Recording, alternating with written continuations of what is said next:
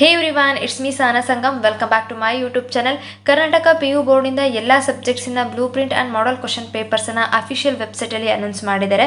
ನಾನು chemistry blue print complete analysis video upload ಮಾಡಿದ್ದೀನಿ. Video ಲಿಂಕನ್ನು ಡಿಸ್ಕ್ರಿಪ್ಷನಲ್ಲಿ ಕೊಟ್ಟಿರ್ತೀನಿ, ನೀವು ನೋಡಿಲ್ಲ ಅಂದರೆ ಒನ್ ಟೈಮ್ ನೋಡಿ. ಇವತ್ತು ನಾನು ಫಿಸಿಕ್ಸ್ ಬ್ಲೂ ಪ್ರಿಂಟ್ ಕಂಪ್ಲೀಟ್ ಅನಾಲಿಸಿಸನ್ನು ಕೊಡ್ತೀನಿ. ನಾನು ಕಂಪ್ಲೀಟ್ ಅನಾಲಿಸಿಸ್ ಕೊಡುವಾಗ ಫಿಸಿಕ್ಸಲ್ಲಿ ಪ್ರೆಸೆಂಟ್ ಇರ್ತಕ್ಕಂಥ ಚಾಪ್ಟರ್ಸ್ ನೇಮ್ಸನ್ನು ಫುಲ್ ಹೇಳಲ್ಲ, ಶಾರ್ಟಾಗಿ ಹೇಳ್ತೀನಿ. ಐ ಹೋಪ್ ನಿಮಗೆ ಅರ್ಥ ಆಗುತ್ತೆ, ಬಿಕಾಸ್ ಆಲ್ರೆಡಿ ನಿಮಗೆ ಫಿಸಿಕ್ಸಲ್ಲಿ ಇರ್ತಕ್ಕಂಥ ಚಾಪ್ಟರ್ಸ್ ನೇಮ್ಸ್ ಫೆಮಿಲಿಯರ್ ಇರುತ್ತೆ. This is your physics blue print for the board examination 2024. ನಿಮಗೆ ಗೊತ್ತಿರೋ ಹಾಗೆ ಫಿಸಿಕ್ಸಲ್ಲಿ ಟೋಟಲ್ 14 ಚಾಪ್ಟರ್ಸ್ ಇದೆ. ಇದರಲ್ಲಿ ಹೈಯೆಸ್ಟ್ ವೆಯ್ಟೇಜನ್ನು ಕ್ಯಾರಿ ಮಾಡ್ತಕ್ಕಂಥ ಫಸ್ಟ್ ಚಾಪ್ಟರ್ ಯಾವುದು ಅಂದರೆ ಕರೆಂಟ್ ಎಲೆಕ್ಟ್ರಿಸಿಟಿ, 14 ಮಾರ್ಕ್ಸನ್ನು ಕ್ಯಾರಿ ಮಾಡುತ್ತೆ. ಸೆಕೆಂಡ್ ಹೈಯೆಸ್ಟ್ ವೆಯ್ಟೇಜ್ ಮಾರ್ಕ್ಸ್ ಇರ್ತಕ್ಕಂಥ ಚಾಪ್ಟರ್ ಯಾವುದು ಅಂದರೆ ಮೂವಿಂಗ್ ಚಾರ್ಜಸ್, 12 ಮಾರ್ಕ್ಸನ್ನು ಕ್ಯಾರಿ ಮಾಡುತ್ತೆ. ಥರ್ಡ್ ಹೈಯೆಸ್ಟ್ ವೆಯ್ಟೇಜ್ ಮಾರ್ಕ್ಸನ್ನು ಕ್ಯಾರಿ ಮಾಡ್ತಕ್ಕಂಥ ಚಾಪ್ಟರ್ಸ್ ಯಾವುದು ಅಂದರೆ electric charges, electrostatic potential and ray optics, 11 ಮಾರ್ಕ್ಸನ್ನು ಕ್ಯಾರಿ ಮಾಡುತ್ತೆ.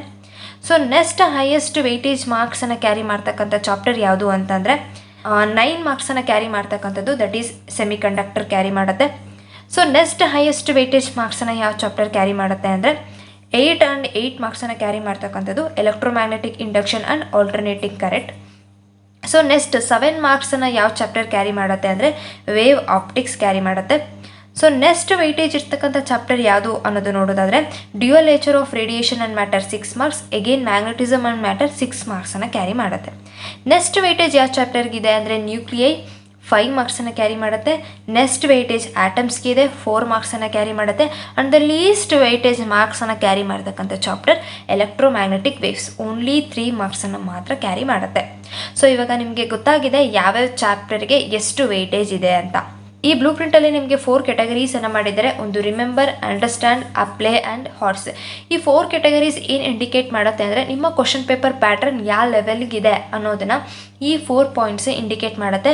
ಇದರಲ್ಲಿ remember and understanding level based questions ಈಸಿಯಾಗೇ ಇರುತ್ತೆ. ಅಪ್ಲೈ ಆ್ಯಂಡ್ ಹಾರ್ಸ್ ಲೆವೆಲ್ ಬೇಸ್ಡ್ ಕ್ವಶನ್ಸ್ ಡಿಫಿಕಲ್ಟಿ ಆಗ್ತಾ ಹೋಗುತ್ತೆ. ಅಪ್ಲೈ ಅಂದರೆ ಅಪ್ಲಿಕೇಶನ್ ಲೆವೆಲ್ ಬೇಸ್ಡ್ ಕ್ವಶನ್ಸ್ ಇರುತ್ತೆ. ಹಾರ್ಸ್ ಅಂದರೆ high order thinking skills level based questions ಇರುತ್ತೆ. ಅಂದರೆ ನೀವು ಈ ಕ್ವಶನ್ಸ್ಗೆ ಆನ್ಸರ್ ಮಾಡಬೇಕು ಅಂದರೆ ಸ್ವಲ್ಪ ಸಬ್ಜೆಕ್ಟ್ಸನ್ನು ಇನ್ ಡೆಪ್ತಾಗಿ ಓದಿರಬೇಕು. ಹಾಗಾದರೆ ಮಾತ್ರ ನೀವು ಈ ಕ್ವಶನ್ಸ್ಗೆ ಆನ್ಸರ್ ಮಾಡೋದಕ್ಕೆ ಆಗುತ್ತೆ. ಇದೇ ಬ್ಲೂ ಪ್ರಿಂಟನ್ನು ನಾನು ಡಿಕೋಡ್ ಮಾಡಿ ಕ್ವಶನ್ ಪೇಪರ್ ಪ್ಯಾಟರ್ನ್ ಥರ ಪ್ರಿಪೇರ್ ಮಾಡಿದ್ದೀನಿ. ಅದನ್ನು ನೋಡಿದರೆ ನಿಮಗೆ ಈಸಿಯಾಗಿ ಅರ್ಥ ಆಗುತ್ತೆ. ಫಿಸಿಕ್ಸಲ್ಲಿ ನಿಮಗೆ ಗೊತ್ತಿರೋ ಹಾಗೆ ಮ್ಯಾಕ್ಸಿಮಮ್ ಮಾರ್ಕ್ಸ್ 70 ಇರುತ್ತೆ. ನಂಬರ್ ಆಫ್ ಕ್ವಶನ್ಸ್ 48 ಇರುತ್ತೆ, out of which you have to answer only 35 questions. Duration ಬಂದುಬಿಟ್ಟು 3 hours 15 minutes ಡ್ಯೂರೇಷನ್ ಇರುತ್ತೆ. ಫಿಸಿಕ್ಸಲ್ಲಿ 4 ಪಾರ್ಟ್ಸ್ ಇರುತ್ತೆ, A, B, C, D ಹೀಗೆ 4 ಪಾರ್ಟ್ಸನ್ನು ಮಾಡಿದ್ದಾರೆ. ಪಾರ್ಟ್ ಎ ಅಲ್ಲಿ ಫಸ್ಟ್ ಮೈನ್ MCQs ಇರುತ್ತೆ, ಮಲ್ಟಿಪಲ್ ಚಾಯ್ಸ್ ಕ್ವಶನ್ಸ್ ಇರುತ್ತೆ. 15 ಕ್ವಶನ್ಸ್ ಇರುತ್ತೆ, 1 ಕ್ವಶನ್ಗೆ 1 ಮಾರ್ಕ್ಸ್. ಸೊ 15 ಮಾರ್ಕ್ಸ್ ಫಸ್ಟ್ ಮೈನಲ್ಲಿ ನಿಮಗೆ ಇರುತ್ತೆ. ಇದರಲ್ಲಿ ಯಾವುದೇ ಚಾಯ್ಸ್ ಬೇಸ್ಡ್ ಕ್ವಶನ್ಸ್ ಇರಲ್ಲ. 15 ಕ್ವಶನ್ಸನ್ನು ನೀವು ಕಂಪಲ್ಸರಿಲಿ ಅಟೆಂಡ್ ಮಾಡಬೇಕು. ಓಕೆ, ಈ 15 ಕ್ವಶನ್ಸಲ್ಲಿ 3 questions horse level based questions ಇರುತ್ತೆ. ಇನ್ನು 12 questions remembered based level questions ಇರುತ್ತೆ. ಈ ಹಾರ್ಸ್ ಲೆವೆಲ್ ಬೇಸ್ಡ್ ಕ್ವಶನ್ನು ಯಾವ್ಯಾವ ಚಾಪ್ಟರಿಂದ ಕೇಳ್ತಾರೆ ಅಂದರೆ electrostatic potential, magnetism, dual nature, ಈ 3 ಚಾಪ್ಟರಿಂದನೇ 3 ಕ್ವಶನ್ಸನ್ನು ಫ್ರೇಮ್ ಮಾಡ್ತಾರೆ. ಇನ್ನು ರಿಮೈನಿಂಗ್ ಏನೇನು ಚಾಪ್ಟರ್ಸ್ ಇದೆಯೋ ಅದೆಲ್ಲ ಚಾಪ್ಟರ್ಸಿಂದ ರಿಮೆಂಬರ್ಡ್ ಬೇಸ್ಡ್ ಲೆವೆಲ್ ಕ್ವಶನ್ಸಿಂದ ನಿಮ್ಮ ಕ್ವಶನ್ಸು ಫ್ರೇಮ್ ಆಗುತ್ತೆ. ಇದರಲ್ಲಿ ನೆನಪಿರಲಿ, ಎಲೆಕ್ಟ್ರೋಮ್ಯಾಗ್ನೆಟಿಕ್ ಇಂಡಕ್ಷನಿಂದ 2 ಕ್ವಶನ್ಸು ಅರೈಸ್ ಆಗುತ್ತೆ. ಯಾವುದರಲ್ಲಿ MCQsನಲ್ಲಿ. ಸೊ ಎಲೆಕ್ಟ್ರೋಮ್ಯಾಗ್ನೆಟಿಕ್ ಇಂಡಕ್ಷನ್ ಇಂಪಾರ್ಟೆಂಟ್ ಆಗುತ್ತೆ. ಓಕೆನಾ. ಇದರಲ್ಲಿ ನಿಮಗೆ 15 ಮಾರ್ಕ್ಸ್ ಇದೆ. 15 ಮಾರ್ಕ್ಸಲ್ಲಿ ನಿಮಗೆ 3 ಕ್ವಶನ್ಸು ಹಾರ್ಸ್ ಕ್ವಶನ್ ಬರುತ್ತೆ, 12 questions remember based level question ಬರುತ್ತೆ. ಹಾರ್ಸ್ ಕ್ವಶನ್ ನಮಗೆ ಟಫ್ ಆಗುತ್ತೆ, ಅಟೆಂಡ್ ಮಾಡೋದಕ್ಕೆ ಆಗಲ್ಲ ಅಂದ್ರೂ ಈ 3 ಕ್ವಶನ್ಸನ್ನು ನೀವು ಡಿಲೀಟ್ ಮಾಡಿದ್ರೂ 12 ಕ್ವಶನ್ಸ್ ಅಂತೂ ಈಸಿಯಾಗಿ ನೀವು ಅಟೆಂಡ್ ಮಾಡ್ಬೋದು.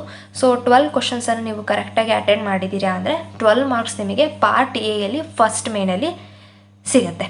ಸೊ ಸೆಕೆಂಡ್ ಮೇನ್ ಬನ್ನಿ, fill in the blanks. 5 questions ಇರುತ್ತೆ, ನೀವು 5 ಕ್ವಶನ್ಸ್ಗೂ ಕೂಡ ಆನ್ಸರ್ ಮಾಡಬೇಕು. 1 ಕ್ವಶನ್ಗೆ 1 ಮಾರ್ಕ್ಸ್ ಇರುತ್ತೆ. ಸೊ 1 × 5 ಮಾರ್ಕ್ಸ್ ಆಗುತ್ತೆ. ಇದರಲ್ಲಿ only remembered level based questions ಮಾತ್ರ ಕೇಳ್ತಾರೆ. ಯಾವುದೇ ಹಾರ್ಸ್ ಇರಲ್ಲ, ಅಂಡರ್ಸ್ಟ್ಯಾಂಡ್ ಲೆವೆಲ್ ಇರಲ್ಲ ಆ್ಯಂಡ್ ಅಪ್ಲೈಡ್ ಲೆವೆಲು ಇರಲ್ಲ. ಈ 5 ಕ್ವಶನ್ಸ್ ಯಾವ್ಯಾವ ಚಾಪ್ಟರ್ಸಿಂದ ಕೇಳ್ತಾರೆ ಅಂದರೆ moving charges, electromagnetic induction, wave optics, nuclei, semiconductor. ಈ 5 ಚಾಪ್ಟರ್ಸಿಂದನೇ 5 ಕ್ವಶನ್ಸು ನಿಮಗೆ ಫ್ರೇಮ್ ಆಗುತ್ತೆ. Only remembered level based questions ಇರೋದ್ರಿಂದ ಆಬ್ವಿಯಸ್ಲಿ ಈಸಿ ಇರುತ್ತೆ. And also fill in the ಬ್ಲ್ಯಾಂಕ್ಸಲ್ಲಿ ನಿಮಗೆ ಬ್ಲ್ಯಾಂಕಲ್ಲಿ ಏನೇನು ಫಿಲಪ್ ಮಾಡಬೇಕೋ ಆನ್ಸರನ್ನು ನಿಮಗೆ ಮೇಲೆ ಬ್ರ್ಯಾಕೆಟಲ್ಲಿ ಕೊಟ್ಟಿರ್ತಾರೆ. ಸ್ಯೂಟಬಲ್ ಆನ್ಸರನ್ನು ನೀವು ಪಿಕಪ್ ಮಾಡಿ ಜಸ್ಟ್ ಬ್ಲ್ಯಾಂಕಲ್ಲಿ ನೀವು ಫಿಲಪ್ ಮಾಡೋರು ಇರ್ತೀರ ಅಷ್ಟೇ. ಸೊ ಈಸಿಯಾಗೇ ಇರುತ್ತೆ. ಇದರಲ್ಲಿ ನೀವು 5 ಮಾರ್ಕ್ಸನ್ನು ಈಸಿಯಾಗಿ ಸ್ಕೋರ್ ಮಾಡ್ಬೋದು. ಸೊ ಪಾರ್ಟ್ ಎಯಲ್ಲಿ ಸೆಕೆಂಡ್ ಮೇನಲ್ಲಿ ನೀವು 5 ಮಾರ್ಕ್ಸನ್ನು ಈಸಿಯಾಗಿ ಸ್ಕೋರ್ ಮಾಡ್ಬೋದು. ಸೊ ಟೋಟಲ್ ಪಾರ್ಟ್ ಎಯಲ್ಲಿ 17 ಮಾರ್ಕ್ಸನ್ನು ಸ್ಕೋರ್ ಮಾಡ್ಬೋದು, ರೈಟ್. ಪಾರ್ಟ್ ಬಿ ಯಲ್ಲಿ ಬರೋಣ. ಪಾರ್ಟ್ ಬಿ ಯಲ್ಲಿ third main short answer type questions ಇರುತ್ತೆ. 9 ಕ್ವಶನ್ಸ್ ಇರುತ್ತೆ, out of which you have to answer only 5 questions.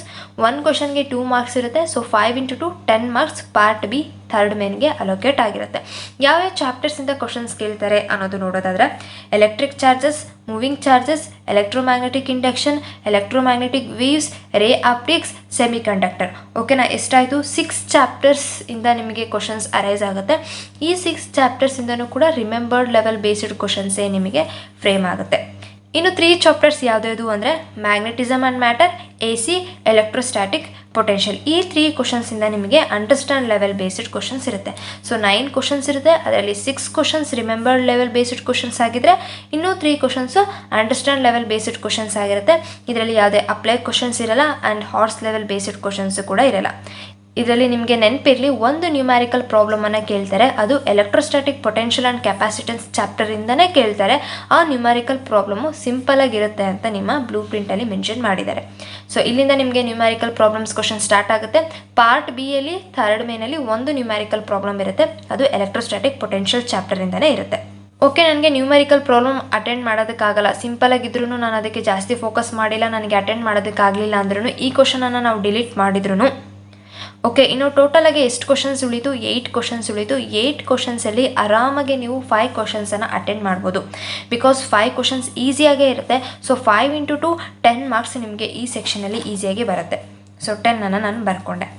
So ನೆನಪಿರಲಿ ಇನ್ನೂ ಒಂದು ಪಾಯಿಂಟು, ನಾನಿವಾಗ 21st question electric charges and ಫೀಲ್ಡ್ಸೇ ಬರೆದಿದ್ದೀನಿ ಅಂತ ಅಂದರೆ ನಿಮ್ಮ ಕ್ವಶನ್ ಪೇಪರಲ್ಲಿ ಇದೇ ಚಾಪ್ಟರಿಂದ ಇದೇ ಕ್ವಶನ್ 21st ಇರಲ್ಲ.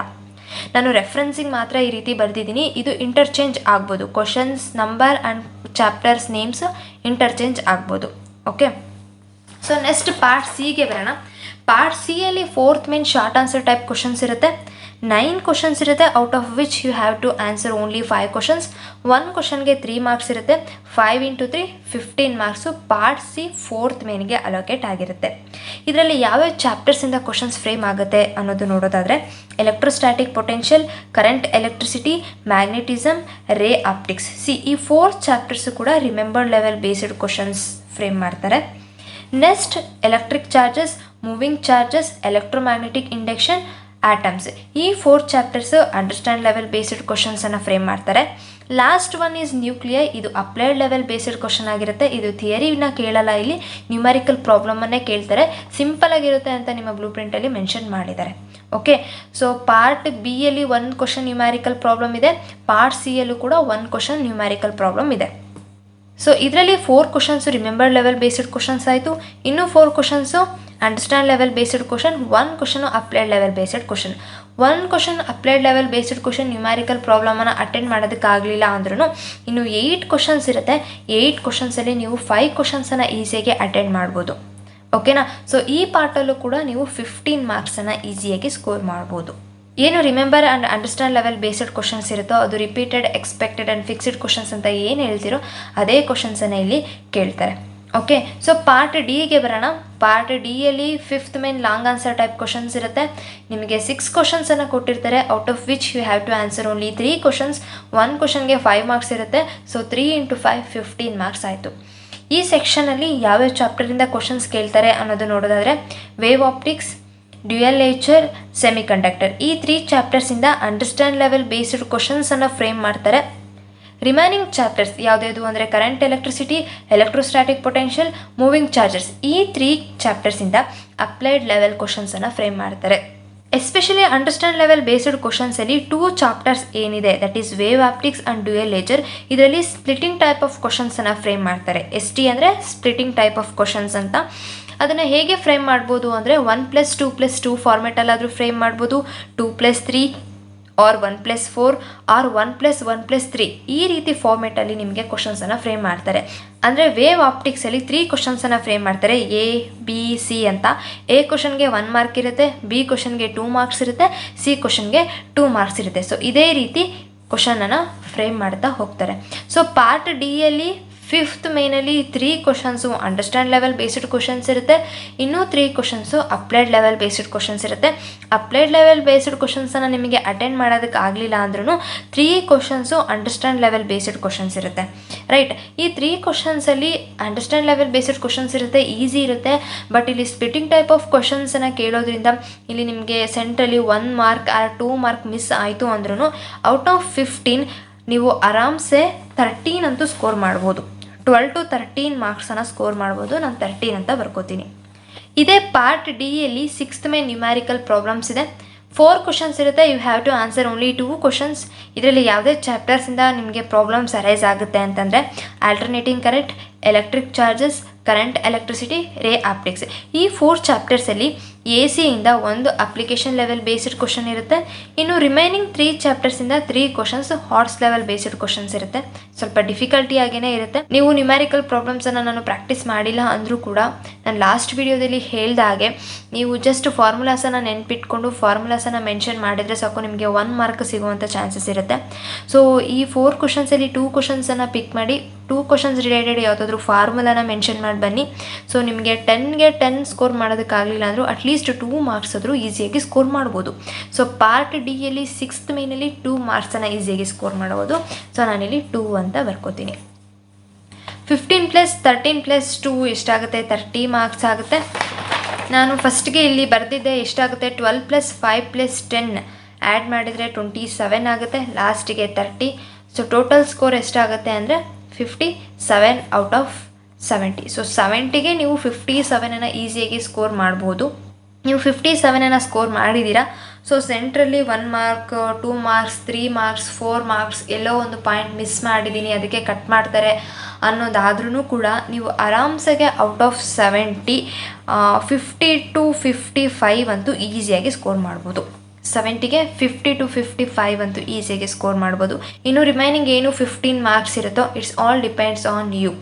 ಓಕೆನಾ? ಸೊ ಆ 15 ಮಾರ್ಕ್ಸ್ಗೆ ನೀವು ಹೇಗೆ ಪ್ರಾಕ್ಟೀಸ್ ಮಾಡ್ತೀರಾ, ನ್ಯೂಮ್ಯಾರಿಕಲ್ ಪ್ರಾಬ್ಲಮ್ಸ್ಗೆ ನೀವು ಎಷ್ಟು ಫೋಕಸ್ ಮಾಡ್ತೀರಾ, multiple choice questions and fill in the ಬ್ಲ್ಯಾಂಕ್ಸ್ಗೆ ನೀವು ಹೇಗೆ ಫೋಕಸ್ ಮಾಡ್ತೀರಾ ಅನ್ನೋದ್ರ ಮೇಲೆ ಡಿಪೆಂಡ್ ಆಗುತ್ತೆ ಆ 15 ಮಾರ್ಕ್ಸ್.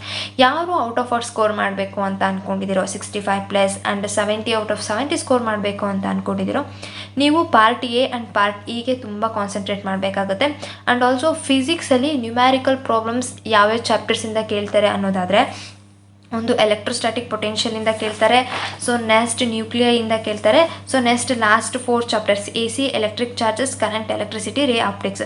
ಸೊ 6 ಚಾಪ್ಟರ್ಸಿಂದ ನಿಮಗೆ ನ್ಯೂಮ್ಯಾರಿಕಲ್ ಪ್ರಾಬ್ಲಮ್ಸ್ ಇರುತ್ತೆ. ಸೊ 6 ಚಾಪ್ಟರ್ಸ್ ನ್ಯೂಮ್ಯಾರಿಕಲ್ ಪ್ರಾಬ್ಲಮ್ಸನ್ನು ಕೂಡ ನೀವು ಪಕ್ಕಾ ಸ್ಟಡಿ ಮಾಡಬೇಕಾಗುತ್ತೆ, ಯಾರು ಫುಲ್ ಸ್ಕೋರ್ ಮಾಡಬೇಕು ಅಂತ ಅಂದ್ಕೊಂಡಿದ್ದೀರೋ ಅವರು. ಓಕೆನಾ? ನನಗೆ ಸಾಕು 50 to 55 ರೇಂಜ್ ಸಾಕು ಅಂತಂದರೆ ನೀವು ನ್ಯೂಮ್ಯಾರಿಕಲ್ಸ್ಗೆ ಏನು ಕಾನ್ಸಂಟ್ರೇಟ್ ಮಾಡೋವಂಥ ಅವಶ್ಯಕತೆ ಇಲ್ಲ. ನಾನು ಏನು ಹೇಳಿದ್ನೋ ಇಷ್ಟು ಥಿಯರಿ ಪಾರ್ಟನ್ನು ನೀವು ಕರೆಕ್ಟಾಗಿ ಸ್ಟಡಿ ಮಾಡಿದರೆ it will be more than enough for you guys. ನಾನು ನೆಕ್ಸ್ಟ್ ವಿಡಿಯೋದಲ್ಲಿ biology and mathematics blue print complete ಅನಾಲಿಸಿಸನ್ನು ಕೊಡ್ತೀನಿ. ಆ್ಯಂಡ್ ಆಲ್ಸೋ PCMBಯಲ್ಲಿ ಔಟ್ ಆಫ್ ಔಟ್ ಹೇಗೆ ಸ್ಕೋರ್ ಮಾಡಬೇಕು ಅನ್ನೋ ವೀಡಿಯೋನ ಅಪ್ಲೋಡ್ ಮಾಡಿದ್ದೀನಿ. ವಿಡಿಯೋ ಲಿಂಕನ್ನು ನಾನು ಡಿಸ್ಕ್ರಿಪ್ಷನಲ್ಲಿ ಕೊಟ್ಟಿರ್ತೀನಿ. ಆ್ಯಂಡ್ ಬ್ಲೂ ಪ್ರಿಂಟ್ PDF ಲಿಂಕನ್ನು ಕೂಡ ಡಿಸ್ಕ್ರಿಪ್ಷನಲ್ಲಿ ಕೊಟ್ಟಿರ್ತೀನಿ. ನಿಮಗೆ ಈ ವಿಡಿಯೋ ಹೆಲ್ಪ್ ಆದರೆ ನಿಮ್ಮ ಫ್ರೆಂಡ್ಸ್ಗೂ ಶೇರ್ ಮಾಡಿ, ಲೈಕ್ ಮಾಡಿ, ಸಬ್ಸ್ಕ್ರೈಬ್ ಮಾಡಿ. Thank you for watching. All the best.